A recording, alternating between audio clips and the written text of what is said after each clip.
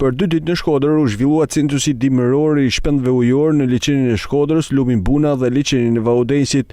Monitorimi u realizua nga ADZM Shkodër dhe ekspert të fushës, të organizuar në 3 grupe pune. Tani censusi i shpendëve dimëros është një proces i cili zhvillohet çdo vit.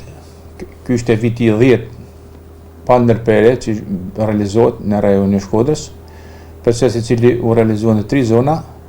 Në 2 zonat mbrojtura, në liçenin e Shkodrës dhe në Lumin Buna Vepoj, dhe në zonë tjetër që pavarësisht se nuk ka një status, ka një prezencë lartë që është Vaudens, Fura Spatharit dhe Ura Gëmsisjes. Në rezultatet paraprake vërehet një rritje e numrit të shpendëve migrator në liçenin e Shkodrës. Rezultatet paraprake janë vlerësime vizive, sepse akoma nuk kemi një numër që është bërë ajo llogaritja, sepse duke parë parasysh edhe metodikat me të cilat bëhet procesi, nëpërmjet fotografimit aeror apo nëpërmjet fotografimit me aparate të specializuara për këtë punë, ne themi që ka një rritje diku te 5-10% të prezencës si total.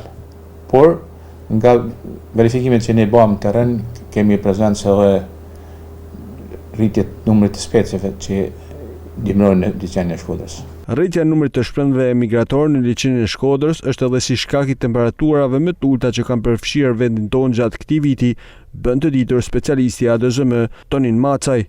Janë shumë faktorë që ndikojnë në prezencën qoftë të individëve në një specie apo një specie në veçantë, por duke pas parasysh edhe eksperiencën e viteve të kaluara, në vitet kur temperaturat kanë qenë shumë të mite ose shumë të larta për stinën, numri ka qenë më i vogël, por këtë vit duke qenë se temperaturat ishin diku afër zeros, kjo shtoi shumë edhe prezencën e shpendëve dimëros që vinë nga veriu i Evropës.